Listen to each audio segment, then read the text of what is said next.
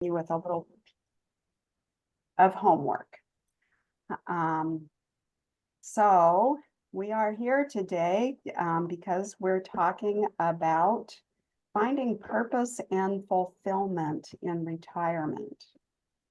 And just want to note that retirement is a major life transition. It's one that most people spend most of their adult lives working toward. So it isn't surprising to me that so many of you have showed up to spend some time thinking about this important transition in our lives. They say that you teach what you most need to learn.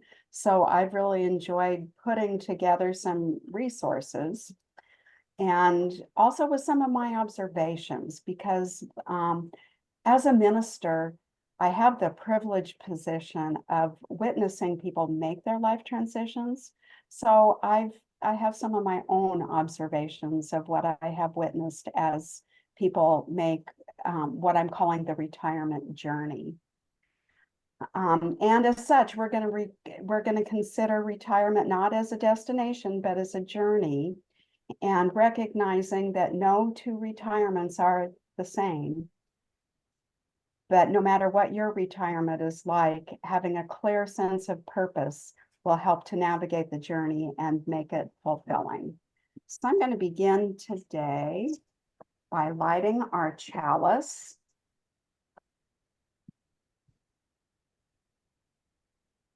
Life is a gift for which we are grateful.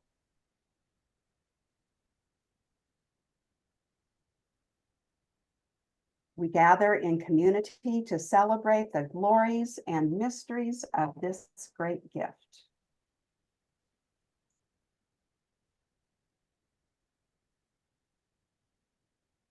So we're going to start with introductions, and I want us to, I'm going to quit sharing here, but we're going to go around and I'll call on people, take some of the awkwardness out of it. I'll call on people, and if you'll tell us your name and one thing that you're hoping to get from today's session. I'm going to go ahead and call on Pat first. You're muted. Pat Lynch, and I am hoping to learn about what some things are related to retirement that I haven't thought about before. Doug. Greetings. Sorry about that. So to fix that, if you and your significant other are maybe in the same room, if one of y'all, it'll close that loop down.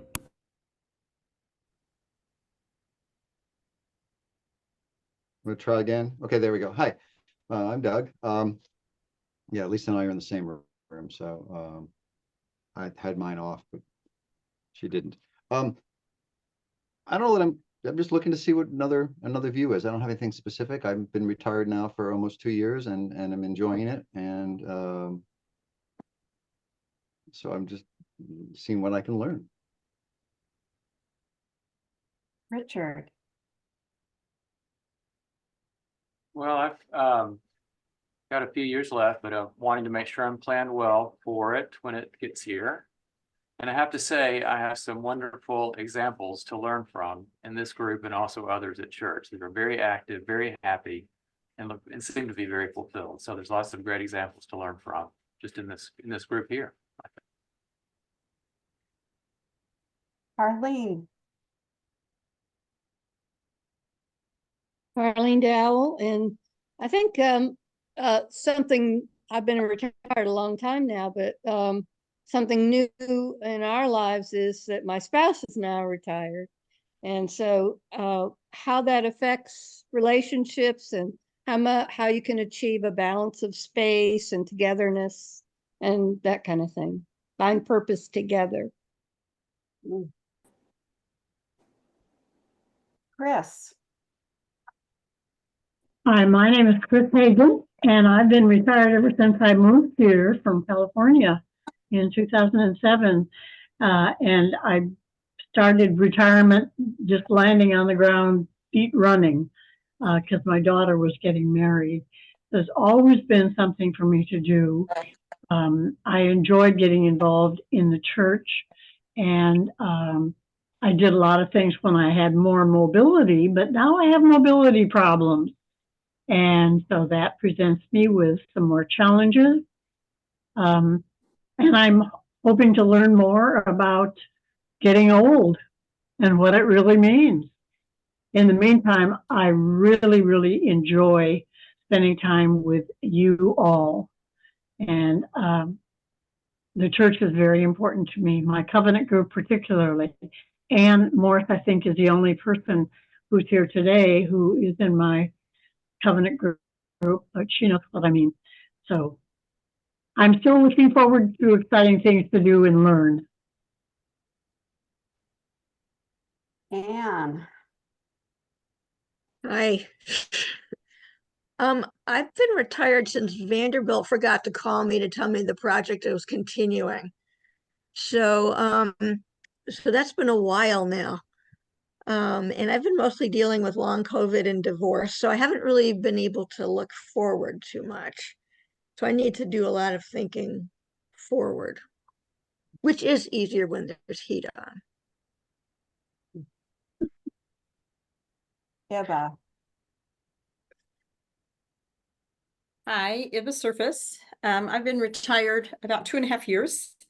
And I guess I just want to hear other people's thoughts about what fulfills them in retirement. I feel like my life is very full, but I also find that I have a little challenge with time in that I'm kind of selfish with it and feel like I shouldn't be. But I do a lot of different things and stay very busy. Some of it is my own piddling in my own interests, and some of it is broader than that. And I try to balance those two things and feel good about it. So, Susie.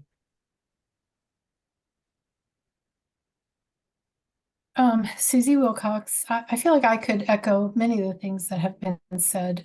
I've been retired for a while and relished the idea of retirement so I could do all the things I didn't have time to do before.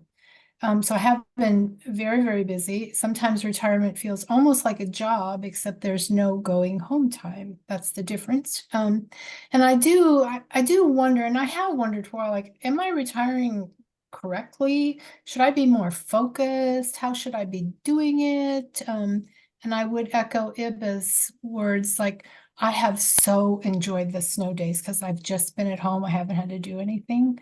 So I am a little selfish too. So I look forward to learning with you all. Steve.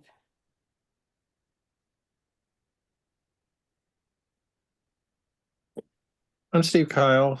I'm still a ways from retirement. Actually, in some sense, I felt like in maybe the early 2010s, in a sense, I was, because I didn't have any. I wasn't working, and I was no longer homeschooling Jason. But right now, I'm actually trying to transition into something else work-wise. I haven't been able to work for the last week because I didn't want to risk going out in this mess, doing food delivery. So it's I want to learn more about the process, I guess, of retirement, or what is involved, because I know I've heard of some people that, basically, I think like the first year they're pretty lost in terms of what they're supposed to be doing. So there are a number of things. I just have to learn what I can. Marky. You're muted. Yes, so you recognized me. So I did. yeah. So Marky May, also known as DD04328 to the state, and I'm using my state computer. So that's why my name's not on there. So I probably would have been retired. However, after losing Tom, I sort of wasn't sure what I was going to do. So I kept on working. And my plan is to retire probably sometime next January, February, somewhere in there, after Sarah gets married in October. And so then I know I'm going to travel, and I've got lots of travel plans already cooking, but just need to look at some other options. I have a lot of ideas about things that I would like to do. So I love working with the homeless, so continue room in the inn.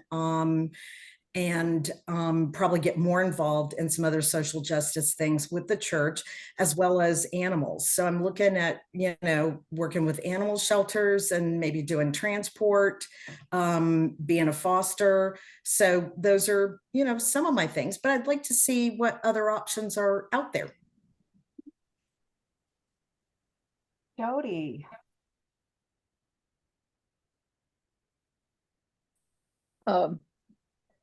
I'm not retired yet. I'm working still part-time. And this last 8 days have given me an idea of what it would be like being alone, living alone and not having something regularly scheduled to go out to have human contact. And so that's one of the things that for me, if I were to retire, which I will probably do in the next couple of years, but when I do, how to maintain that social connection and do it with things that are fulfilling and contribute to the welfare of other people and the rest of the world. So that's pretty much why I'm here. Victoria. Hey, Victoria Harris. I've been retired about almost 10 years now, I guess, from Vanderbilt. And the day after my retirement party, Spanky and I were registered, trained, and ready. So I kept working for Vanderbilt, except the difference was I didn't get paid. We were volunteers. So that was going great. I was playing the drums in Tom's band and had things to do. And then the pandemic came along. And then the progression of my mobility. I know what you're talking about, Chris. I don't have that mobility now, and I'm not a drummer, and I'm not, well, Spanky's old, so he's retired, and I've got this little rugrat Frankie, who's probably not going to do pet therapy. So now what? I'm on 5 different Zoom calls with the church a month, 5 different groups that I work with from home, but I'm home a lot, and thank goodness for Zoom. But what now? I'm open to some options. So that's why I'm tuned in today. Sandy. Well, I was really resonating with Ibba's comment about how you strike a balance between your private life and wanting to contribute. And as I have moved into my 80s, I am aware of just change in energy and capacity to go the distance in a way that I could do like 5 years ago or whatever. So I'm going into my 16th year of retirement. And I'm still trying to learn how to navigate it in the best possible way. Tom. Yeah, Tom Surface. I would mirror a lot of what has been spoken already. The one thing that I'm in my I call it my studio, the basement. And one of the things, I've been retired a couple years now. One of the things that I find is that I could spend all day down here, just by myself doing various things. But I know I need to get out, and in fact, I feel better when I get out and am with others. So always interested to hear, how people, what other people are doing, what other people, what their options are. Julie. Hi. So I'm semi-retired. I retired from full-time work with the school system, and I'm working about 20 hours a week, which actually winds up being pretty much 3 full days a week. And right now, and I have a project that I'm working on that's very it takes up as much as my time as I decide to let it take up, and it moves as quickly as I put energy into it. And I really want to put more and more energy into it. Just a real creative project that I'm working on that's aligned with a nonprofit. And my biggest struggle is balancing the part-time work with that and figuring out how quickly I want to taper off the part-time work, because I'm fortunately in a field that's very much in demand, so I can work as much as I want. And it's hard for me to say no sometimes when I know that I can make a little bit more money, but at the same time, the more time I put into that, the less time I have for my retirement love project, my creative pursuits. So I guess I'm just looking to learn from people how they've tapered off their work life and blended in their retired life and how they've made that transition. Because I feel like I'm very much in transition with it right now. Charlie. Muted. Thank you. Hi, Charlie Akers. I'm muted now and past lunch. Pardon me. I've been retired for a while, and I'm still kind of interested in the psychological aspects of retirement. I mean, I've been involved with activities at church. I've been involved with learning opportunities of different sorts, particularly the Osher Lifelong Learning Program at Vanderbilt. I've been had more opportunities to get out to see art or get out to hear music, all of which have been good. But I'm always happy to learn more about sort of the psychological aspects of where I am and maybe how I could do it better. And last but not least, we have Lisa.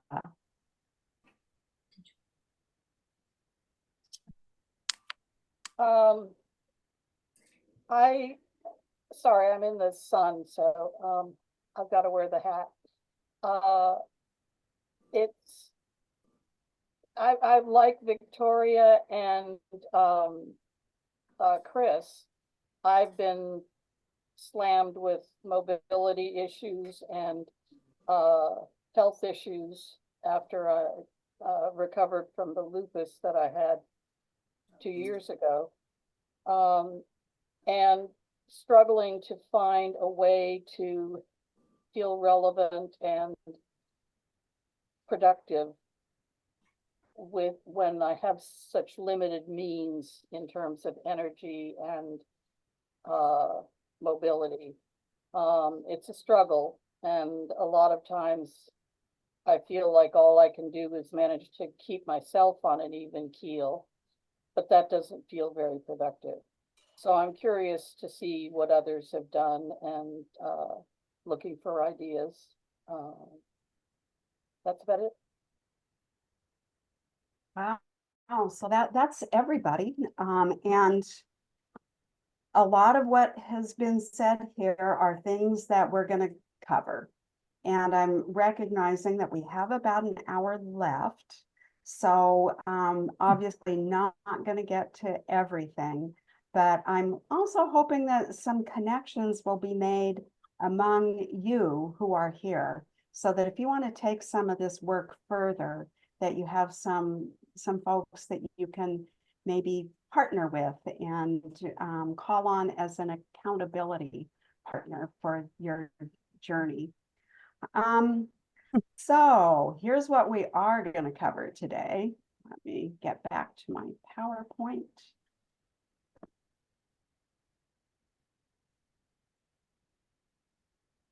So we already did chalice lighting and introductions. I'm going to talk about some factors that affect retirement.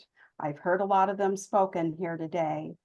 And then I'm going to talk about some distinct phases of retirement.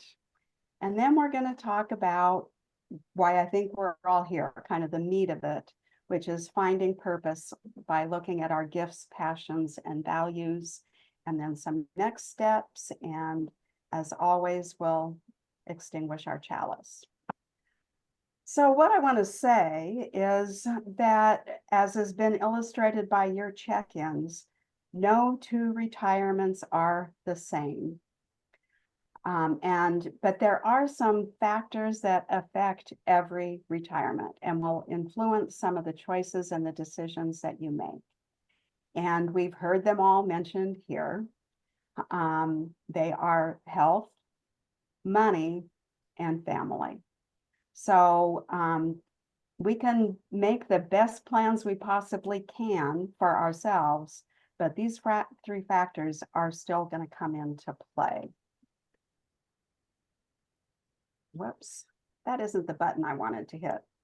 I'm new at this, so I hope that you'll all bear with me as I learn how to present a workshop in Zoom format.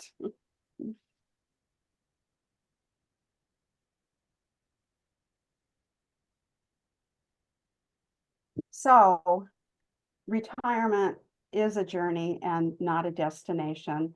Some of you who've been retired for a longer period of time have probably already discovered that.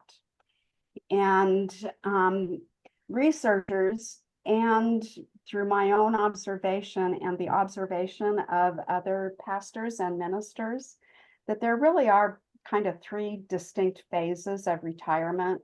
That's the easy way to name them is just early, middle, and late. And I'm going to look at these first as each of them being a relationship to time.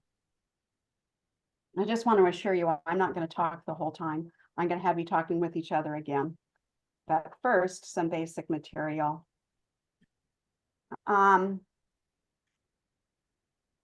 So I didn't plan these slides to how they would look on a Zoom screen, so I'll read them through to you. So early retirement, the questions that people ask, and this is what I hear from people that I've heard all through my ministry of early retirees. The first one is, where does the time go? And I've heard that from a couple of you in your check-ins. It's like, where does all the time go? And how did I ever find the time to work? And what day is it? You know, so you can kind of lose track of not having a job to go to every day. The calendar can get away from you in early retirement. And then in the middle, things kind of shift. You know, there's an awareness that I think grows over time, that we don't have that much time left, right? We're aware that we have more life behind us than ahead of us at this stage of life.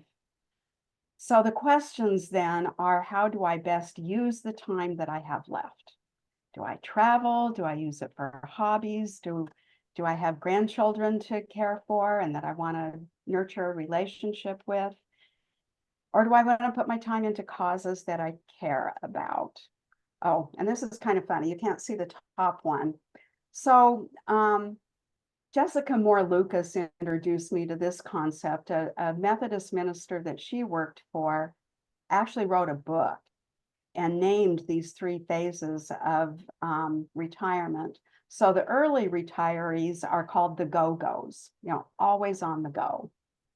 The middle are people who are starting to ask these bigger questions and maybe slowing down a little bit, either because of age or, health, and called the slow goes. And then there's the late stage retirement. And the questions that are asked there are, how do I make meaning of the life I've lived? So where a lot of, especially early, and those of you who are just thinking about retirement, is a future orientation. So what am I going to do with all my time? What are the causes that are important to me? But moving into the late phases of retirement, it's more a looking back, of trying to make sense of the life that you've lived. And the big question becomes, what makes for a good death? That becomes more and more on our minds the older we get. And these are, in terms of church life, called the no-goes. I'm going to quit sharing my screen so that I can see you all here.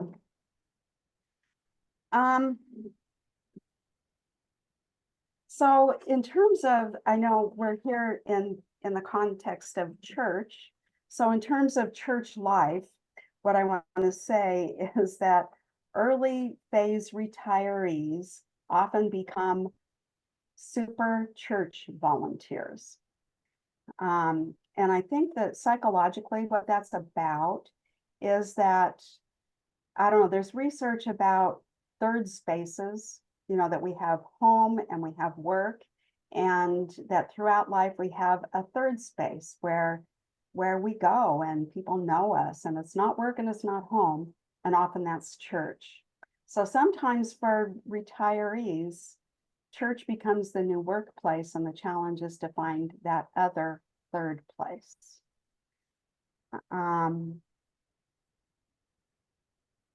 And what I want to say is these phases don't happen necessarily sequentially, and they aren't related to age.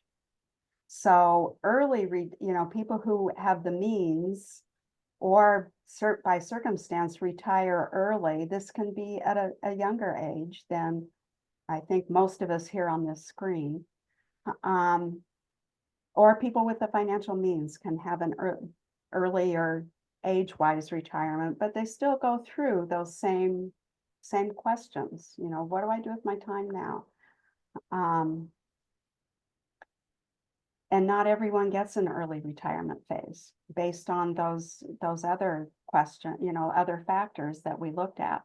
Some people either by circumstance or by choice will work far later and really never have that early retirement and move right into a middle or a late retirement. And then some people go right to that late retirement, depending on life circumstance. So what I want you all to do now is to think a little bit about where you are on your retirement journey. And, I heard it as we were going through our introductions, but I want you each to think about where you are, and some of you aren't even on this yet, you're just contemplating retirement. But I'm going to ask Caleb to put you into breakout rooms of 2 or 3 people, and 3, and then if we have to do a group or 2 of 2, whatever works out that way. And just spend, I'm going to say maybe 3 minutes so that I can keep us on time. Just see if you can identify where you are on your retirement journey. And so Caleb, if you'll put people into breakout rooms.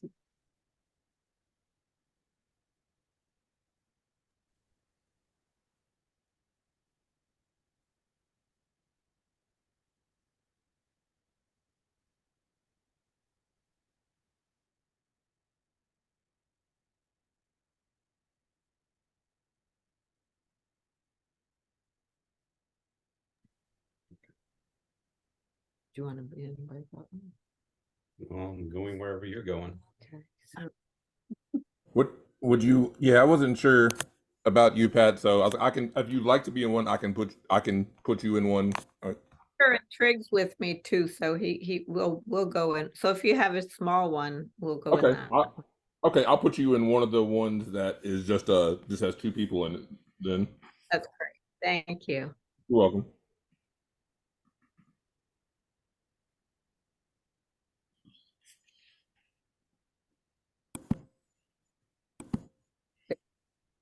Okay, you should be. Yeah.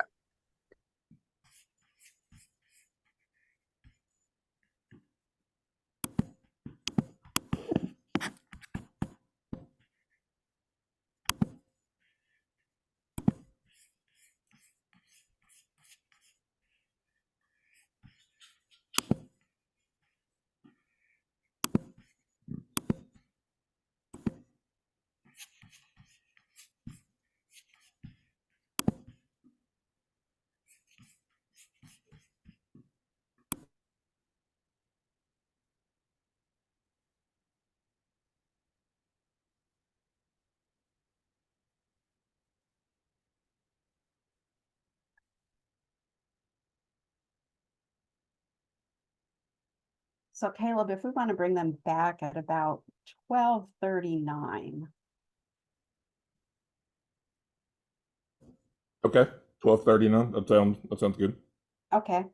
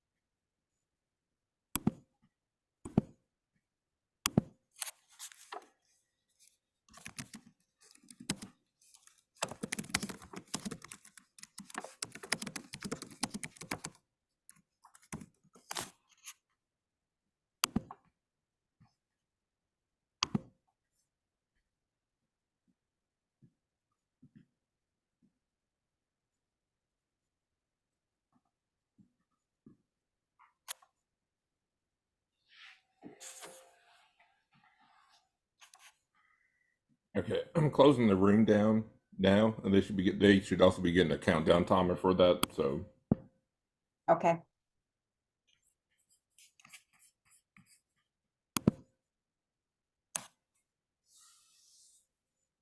they'll either leave early or it'll just automatically move them back in here. Okay. Thank you for managing this. You're welcome. One of my hopes is that I will retire without ever having to get the behind the scenes Zoom skills down.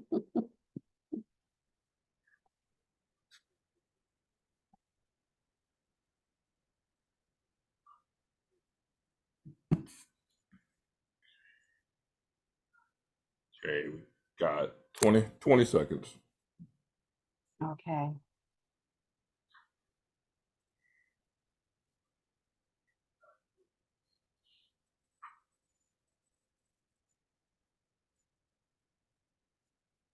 Coming back in 5.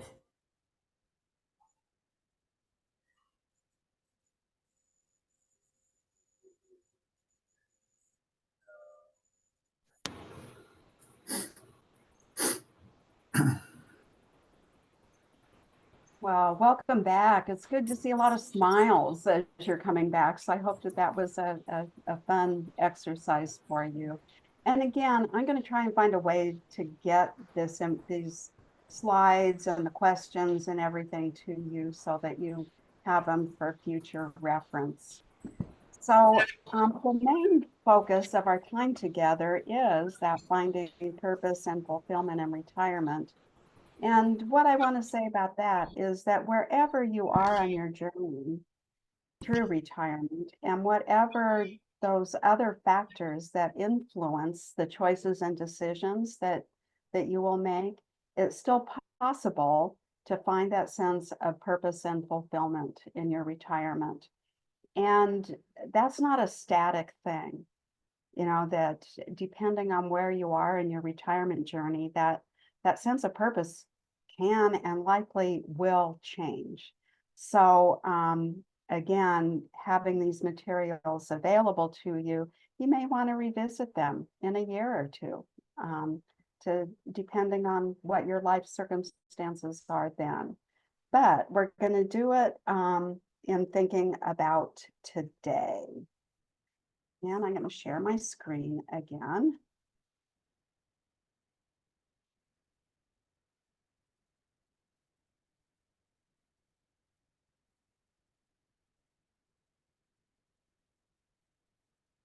So when we're talking about finding a sense of purpose and fulfillment, there's 3 aspects that we're going to look at today. And it's finding and defining your gifts, looking at your passions and your values. And it's when those 3 things align that you find your sense of purpose. And this section of our workshop today is taken from material that Pat Lynch introduced me to. And actually, I've been following it for years anyway, and it was nice to know that Pat was affiliated with the Blue Zones Project. And what that is a group of researchers who found groups of and communities of people throughout the world who had long life expectancy. That the people who live to be in their late 90s and into their hundreds. And not only do they live that long, their lives are vibrant, so they live long, healthy, and purposeful lives. So the materials are taken from the research out of Blue Zones.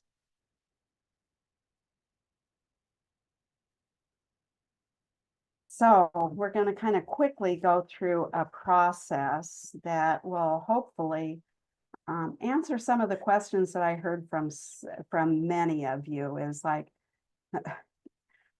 I thought it was kind of humorous that here we are as a group of Unitarian Universalists, and the central question is, am I doing retirement correctly? So this may help some of you who have that desire to get it right, to answer that question.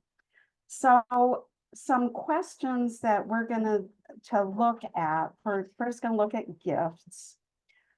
So in arriving at what some of your gifts are, here's some questions that we're going to be looking at in breakout groups. So when you think about your work, and that could be either paid or volunteer, think of a time when you most enjoyed what you were doing.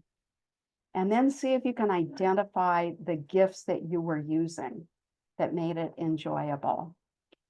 And on the flip side of that, when did you not enjoy what you were doing? And what gifts were unexpressed? And what do others see as your gifts? You know, pay attention to those times when people have told you things like, wow, you are so good at that. And that seems to be so easy for you. So we're going to go into breakout rooms again, and you may be with different people than you were the first time. You may end up in the same group, but Caleb's going to put those questions up so that you'll have access to them in the chat. So we're going to go into breakout rooms, and let's take a good 5 minutes this time and just discuss with your chat mates, your breakout room mates, these questions. And Caleb's going to put you into breakout rooms. You want to talk first? I don't care.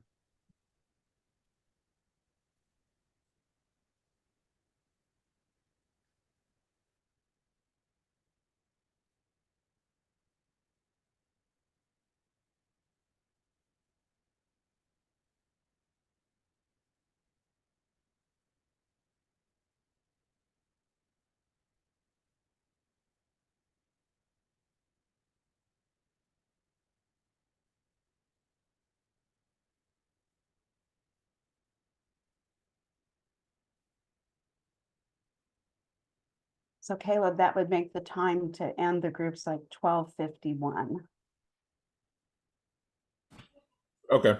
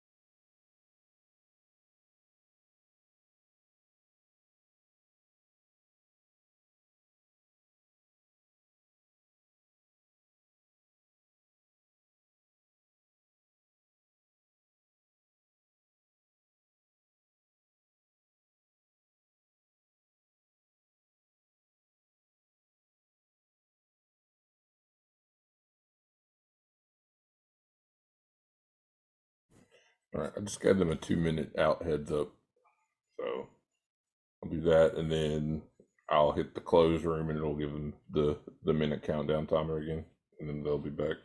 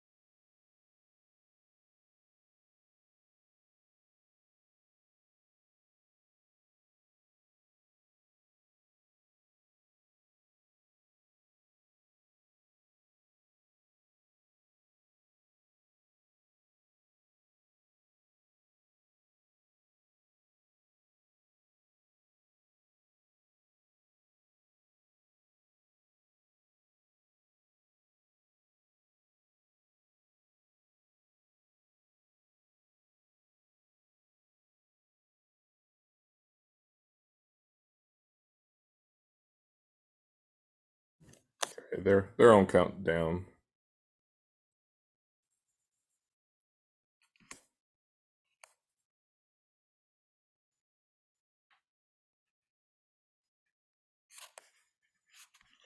Oh, you're muted, Carlene. If you're talking, Carlene, if you want us to hear, you're muted. I'm frustrated because I pushed the button when it said you'll leave in 1 minute. I was in mid-sentence talking about myself. Oh, well. And you took yourself out of the room. Yeah, I took myself out of the room. Oh, well. Oh, well. Here you are. Here I am. Do you want to finish your sentence? You could tell us. Well, I was talking about kids loving me, and I love kids, so that seemed to be a natural talent for me that's translated in retirement into being a great grandmother and having a good connection with my grandchildren. Wow, so like everybody's back. How was that? Just, we'll do some popcorn style, just kind of check in. How was it to think about your gifts? Anybody? It was good. I think it was helpful. And I think that sometimes we may downplay some of the things that are gifts, really. We don't know, maybe we don't necessarily see them or how they can be beneficial to us. So I think that that's important to recognize. Mm-hmm.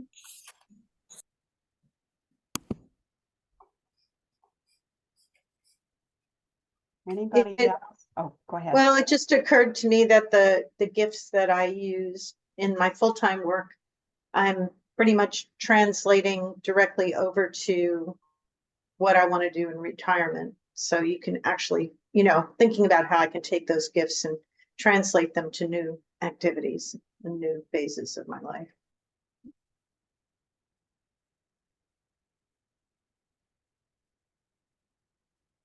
Anybody else have a thought to share before we move on to the next piece? I wanted to just complete a thought I didn't get to in my group because I took myself out early, but my career talent was one thing, and I continued that through retirement. But in retirement, I wanted to explore new talents or develop new talents I hadn't had a chance to before. And I was able to do that with my church work. Never saw myself as a leader and have become comfortable and, useful, I think, in that phase of my life. I think it was a very helpful part of the process to visualize something you're happy doing and something that you're uncomfortable doing and think about your gifts from that. I think that was just very helpful to me.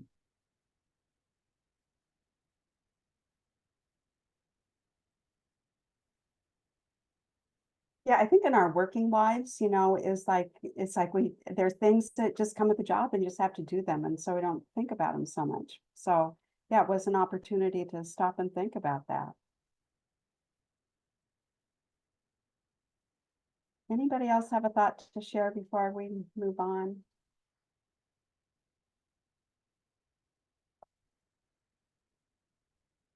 Okay, so the next piece of arriving at a sense of purpose is discerning and defining our values.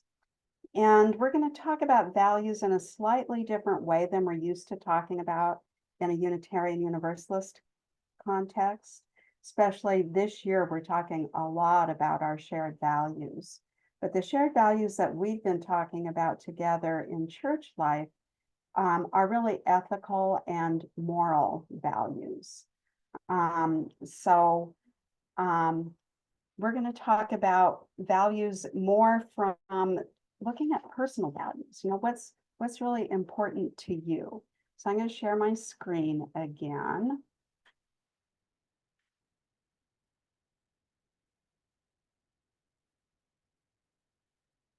So this is the list of values that came from the Blue Zone materials.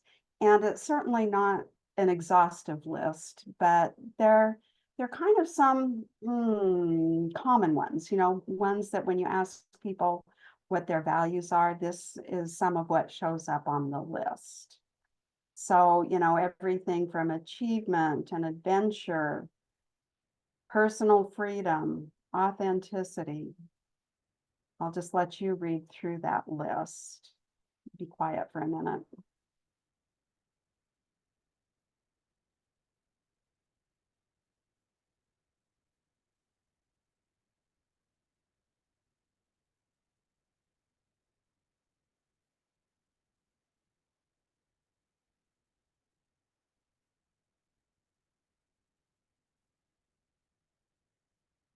So as you're reading through the list, you can maybe start to notice which ones like jump out at you and say, oh, that's important to me. That's important to me right now. I mean, because this is about where you are in your life, your retirement journey, or as you're anticipating your retirement. So what are your personal values that are going to be important that you carry forward into your retirement?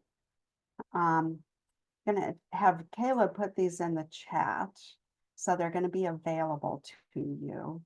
And we're going to go into breakout rooms again. You know, stop sharing because you'll have this in the chat. So I'm thinking this might be a little bit longer of a conversation. What my challenge to you is in your group, see if you can name your top 5. Now, that's a long list. Or there may be one that you just know, you know, that is like deep down in you and go, oh no, this is my key value that I want to make sure gets lived out in my retirement. So again, we're going to put you into breakout rooms. And I think that because this one is a little meatier, does 7 minutes feel long enough? I think we could go as many as 10 and still finish on time. Let's see, who thinks 7 is enough? Raise your hand. 10? Okay, it looks like the 7 minutes wins.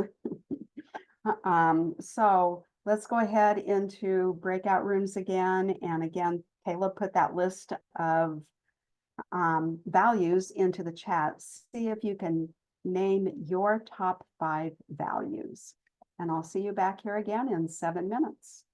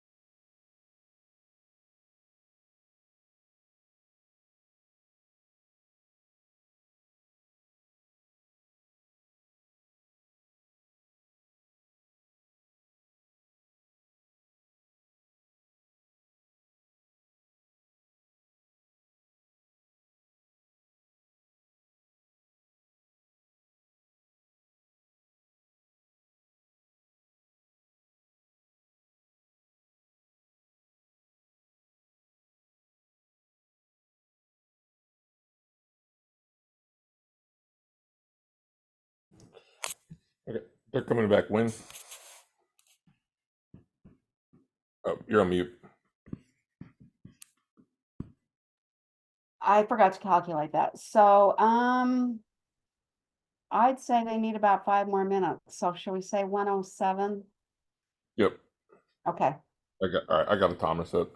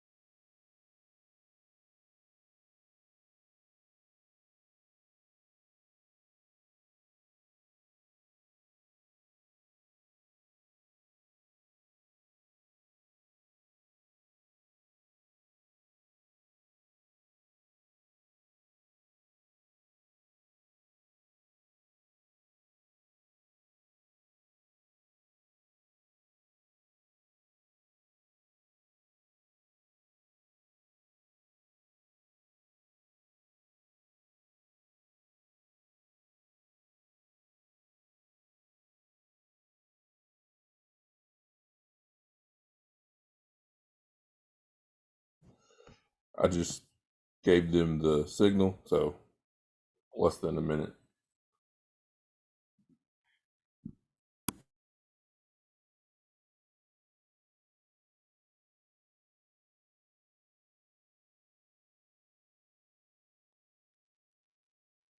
Yeah, I'll send you a link about that book, Victoria.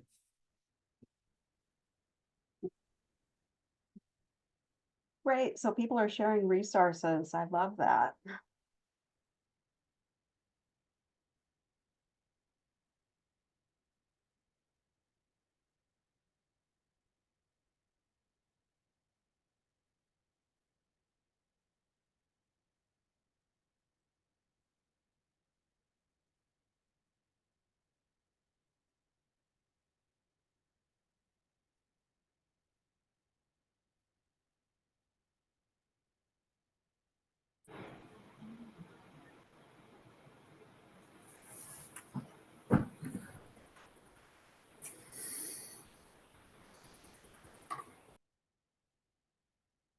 So I think everyone is back. It's looking like everyone's here.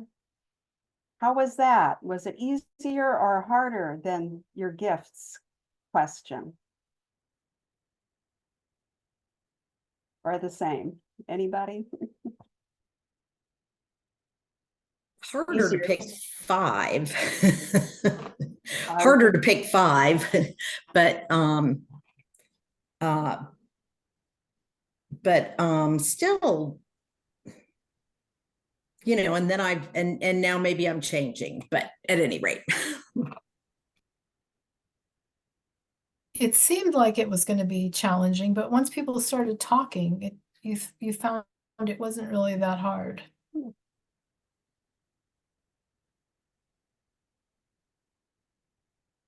I was struck by the difference between what I had valued more before and what I value now most. But that's because I'm in the late stage. Or partly because of that.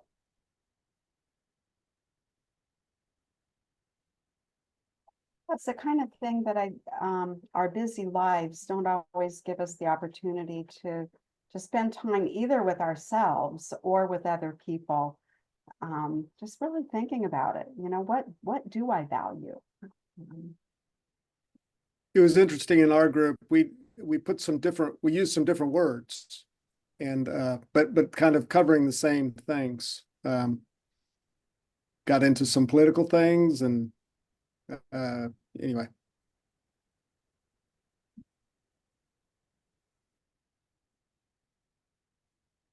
So I'm going to go ahead and move us on.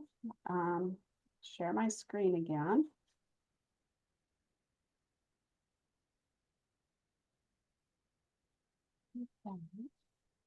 So we're going to move on to passion. You know, it's like passion is what do you care about? And I mean, what do you really care about? So the questions for this one, we're going to do one more breakout room. The questions to help arrive at your passions. What could you talk about for hours? What problems or issues affect you deeply? What cause, belief, or organization are you willing to give your time and money to? And what are you doing when you feel most alive?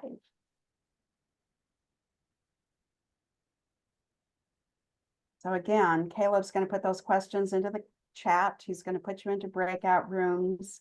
And I think we need to just take 5 minutes for this one. So those are the questions. Enjoy your breakout rooms. I'll see you back here in 5 minutes.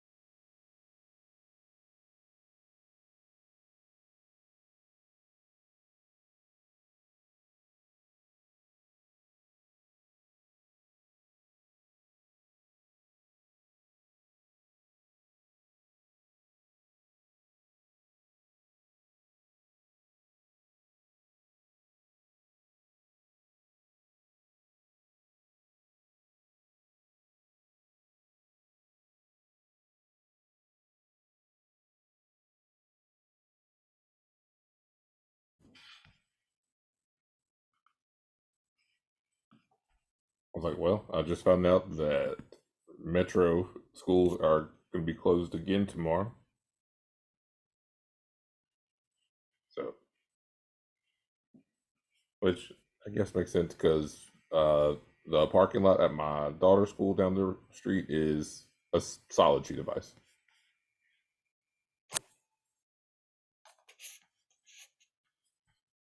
Oh, you're on mute.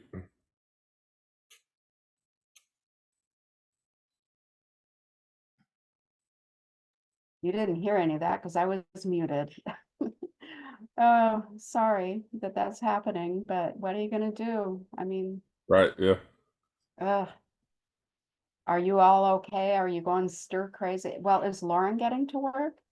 So the library, they were closed all last week. Um, I think they, I think that they opened the regional branches today, which so that means Green Hills would be open today from like 2 to 5, and then but then tomorrow they're not opening libraries until noon. When Okay. I was like normally it's like 10 o'clock, but they're doing a noon thing tomorrow. So Hmm. So Victoria, I see your picture here. Don't know if you're away from your device or if you're having difficulty that we can help you with. You're okay? oh, You're muted, but I'm good. okay. Just wanted to check in. Well, it's been the same two guys in my breakout group, and they're tired of me, I'm sure. So I declined this one. Oh, okay. Okay. You want to tell us what your passions are? I think I know some of them, but Well, most of them I've lost. And so, but I can still cook. My kitchen's small enough that I can kind of hold myself up and sit on a stool. So that's a passion. I can't do pet therapy. I can't do drumming. I'm not driving right now. So, but I'm about prison reform right now, and I'm about writing my people. And that's been on my mind lately. That's kind of a newer passion for me. I didn't know anything about the incarcerated, but I've learned a lot. yeah. Yeah, it's I want to say fascinating, but it's kind of like a dark fascination, right? Because it's so Yeah. it's so insidious and perpetuates itself. And yeah, thank you for doing that, though. Yeah. And just, the private versus the government, and the way we treat people, and the way we hope for really good outcomes, but we're not doing what we need to do to get them. Oh, so welcome back again. Passions. Was it fun talking about your passions? Was it hard? Not enough time. Not We enough were so time. passionate about our passions that it wasn't enough time to talk about them. So, but no, it was good. Made me think of some others that I hadn't put in, that I had not written down. So, Well, speaking of time, I'm going to try and honor our time commitment to be done at 1:30, which is coming up rather quickly. So I'm going to share my screen again.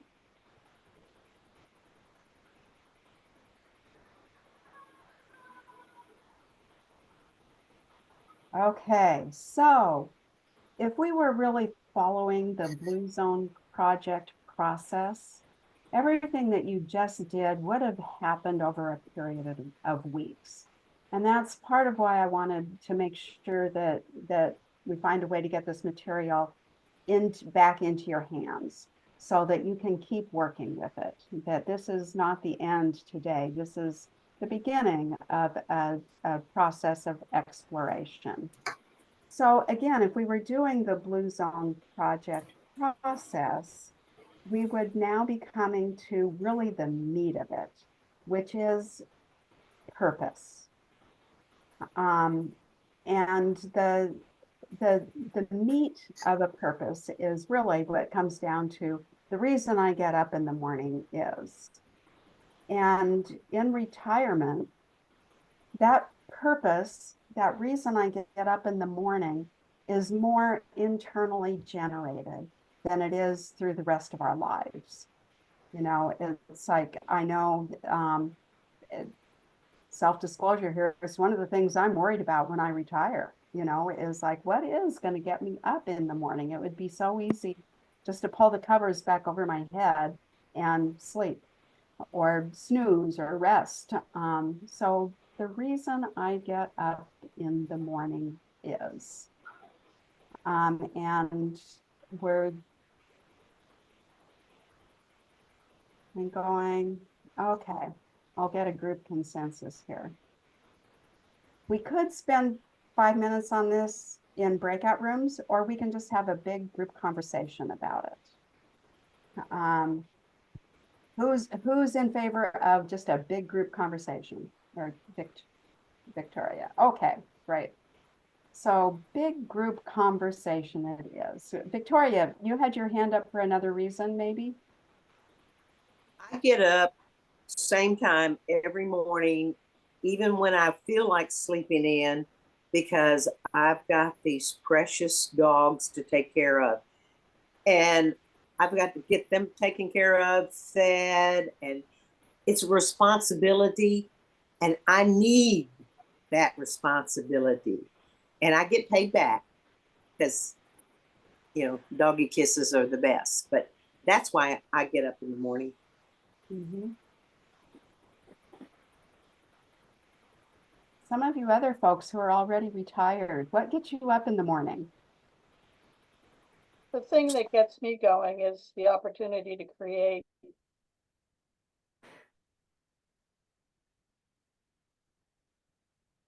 That's a good one. The opportunity to create. I think I get up in the morning to enjoy another day.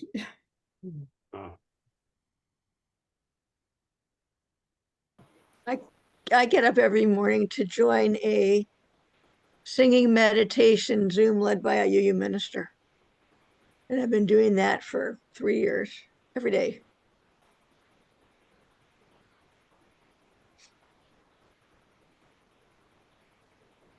When I get up in the morning, it's usually at first to exercise, but I think that I was put on this earth to serve because that's where I keep being called to different well, you know, love helping people. It really energizes me. Well,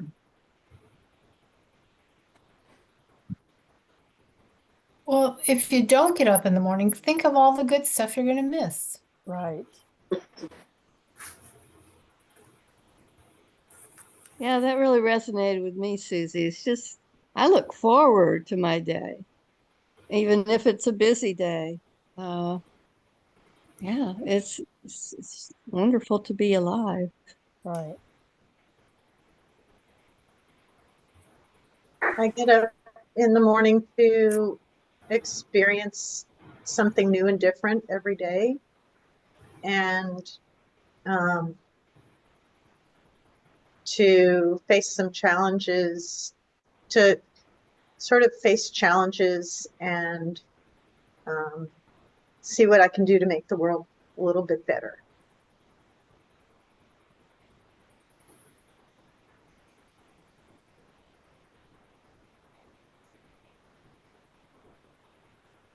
I get up to eat breakfast. I really look forward to breakfast, especially now that I haven't had lunch yet. It's similar, Anne. I look forward to the coffee that I'm going to go make.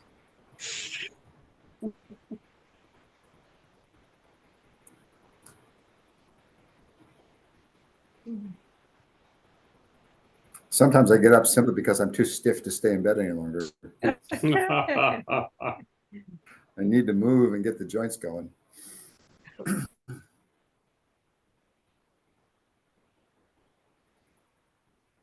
Well, I also have to feed my cat, so I can get with what Virginia said. I remember one of the first things I wanted when I retired was the ability to get up slowly. I used to, I don't sleep any later than I did when I worked, but I go get my cup of coffee and I put my feet up and I, look at my phone or I pick up a book or whatever moves me next, but playing with the kitty cat, whatever, but just not to jump and run somewhere. The idea of getting up slowly and then choosing what I need to work, what I would like to work on next. Here, here. The best thing about retirement is a slow start. It's great.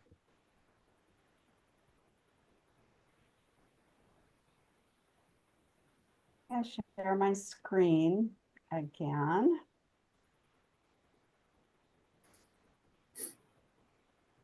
So these are some next steps because it's like, again, this is a process that occurs over weeks and even months.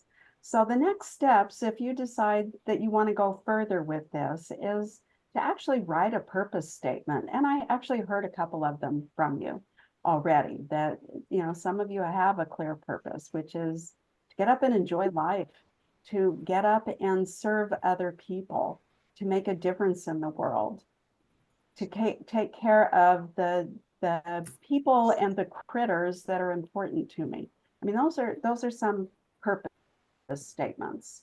So there's a couple examples up here of purpose statements. And if, especially those of you who may feel yourselves kind of floundering and wondering if you're doing retirement right, it might be worth just taking your stab at writing your own purpose statement. And that should be just a single memorable sentence, which clearly expresses your reason for getting up in the morning. And if this is work that you think that you want to carry further, you might want to find an accountability or thought partner. As part of what you did in breakout rooms may have been helpful to you in just figuring out your gifts and your values and your passions. So a thought partner might be helpful to you in really figuring out what your purpose statement might be and how you might want to carry the work further.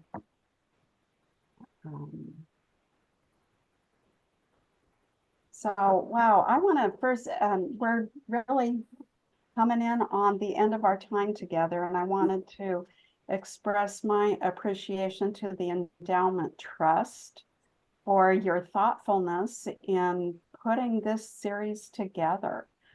These are some of the questions that clearly are on people's minds, and the opportunity to come together with some of our friends from church, maybe some people that we haven't met yet, and to explore something deeply together is a rare opportunity. So thank you, Endowment Trust. And I think, who else on the Endowment Trust here? I know Pat and Charlie, you're still on the trust, and Victoria.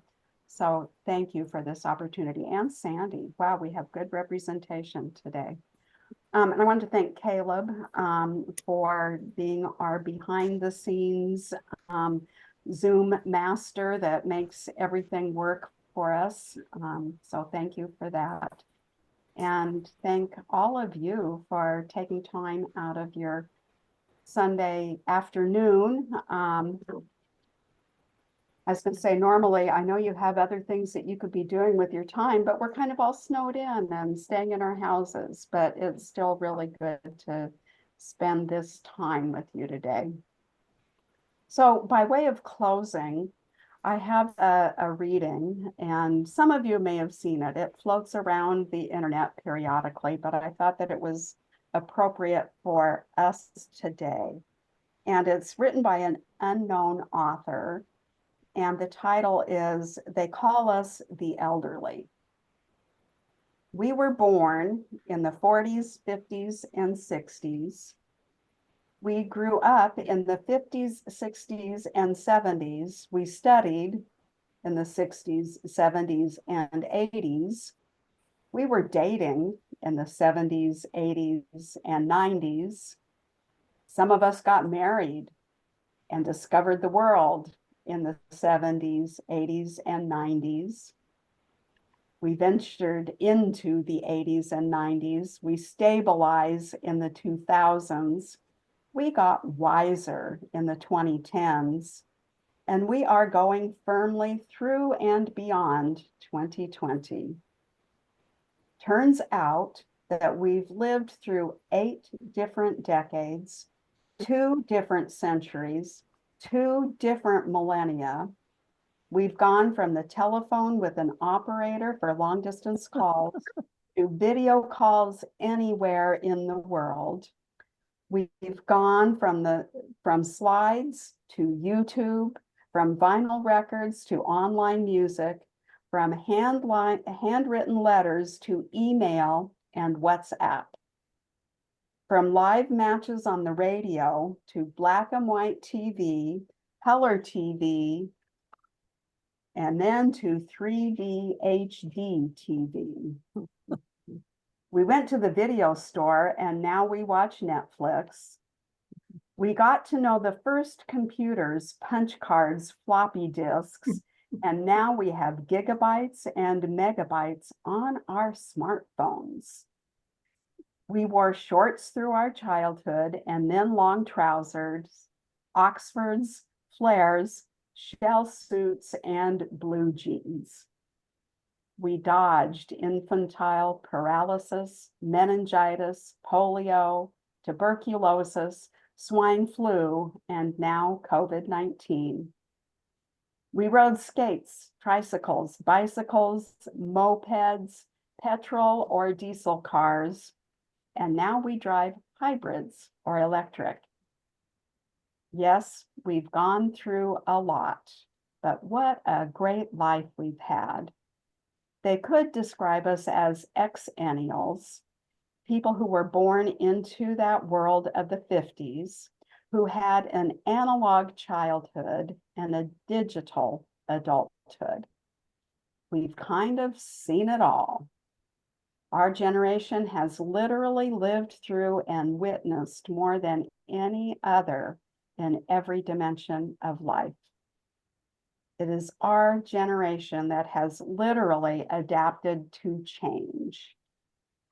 So, a big round of applause to all the members of a very special generation, which will be unique. Keep on keeping on. And so with those words, I'm going to extinguish our chalice. Our chalice is extinguished, but not our passion or our purpose.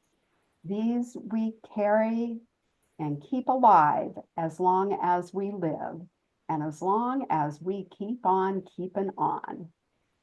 So go today in peace, my friends. Go in love. Thank you. Thank you. Thank you so much. Thank you.